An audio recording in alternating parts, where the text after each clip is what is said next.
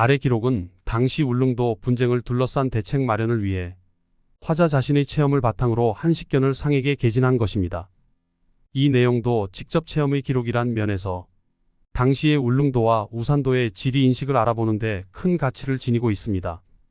숙종 20년 1694년 2월 23일 후에 승지 김기만이 강연에 모시고 있다가 임금에게 아뢰기를 신이 옛날에 강원도 사장 웬도수가 되었을 때 해상해상에 이르러 거주하는 사람에게 울릉도를 물었더니 섬을 가리켜 보여주었습니다. 신이 일찍이 일어나 멀리 바라보니 새 봉우리가 역력했는데 해가 뜰 때에는 전혀 볼 수가 없었습니다. 이로써 영암의 월출산에서 제주를 바라본 것에 비한다면 오히려 가까운 편입니다. 신은 마땅히 이 섬에 진을 설치하고서 뜻밖의 변고에 대비해야 된다고 생각합니다. 지난번에 고기 잡는 사람을 귀양 보낸 일은 지나친 듯합니다. 하니 임금이 말하기를 그대의 말이 또한 소견이 있습니다. 신여철은 아뢰기를 신이 영예의 어민에게 물으니 섬에 큰 물고기가 많이 있고 또 큰 나무와 큰 대나무가 기둥과 같은 것이 있고 토질도 비옥하다 고하였는데 외인이 만약 점거하여 차지한다면 이웃에 있는 강릉과 삼척 지방이 반드시 그 해를 받을 것입니다. 목격 장소를 바닷가로 번역하고 있지만 원문에는 해상으로 기술되어 있습니다.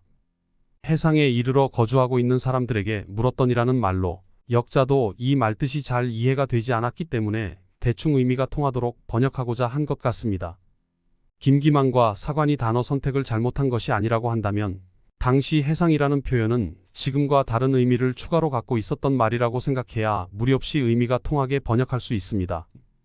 배를 타고 멀리 항해했다는 말이 없기 때문에 일단 바라다 본 지점인 해상을 경포대나 한송정과 같은 해안이라 간주합니다. 또 일찍이 일어나 멀리서 바라보니 새 봉우리가 뚜렷했는데 해가 뜰 때에는 전혀 볼 수가 없었습니다. 해서 일출도를 해가 뜰 때라고 번역하고 도를 이유 없이 생략하는 바람에 해석이 잘못되어 다른 의미가 되고 말았습니다.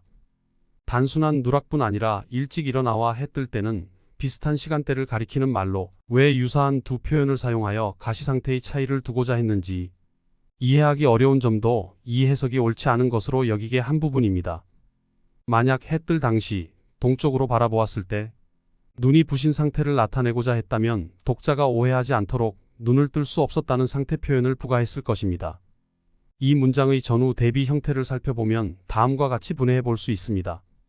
시간 아침과 낮, 장소 해안가와 마을을 벗어난 곳, 상태 멀리 새 봉우리가 역력하게 보였다와 볼 수 없었다. 이렇게 보면 당일 강원도사의 행적에 따른 가시 상태를 시간과 장소의 변화에 따라 잘 표현한 문장이 되어 보다 저자의 표현 의도에 맞는 해석일 가능성이 높아집니다.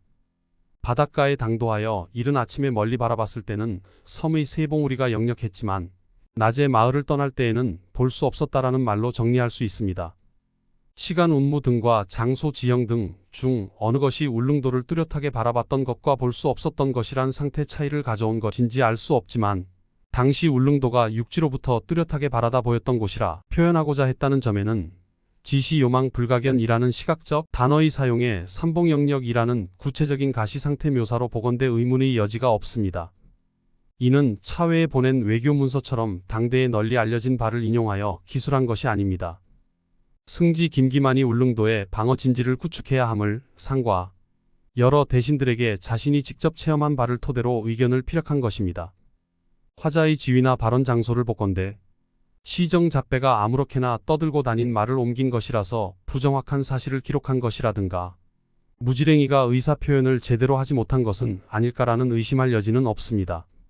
한 가지 더 주목할 만한 점은 육지에서 바라본 울릉의 모습이 영암 월출산으로부터 바라본 제주의 모습에 견줄 만큼이라는 것인데 이런 제도들의 현상과 맞지 않는 지리 상태에 대해서는 후술하겠습니다.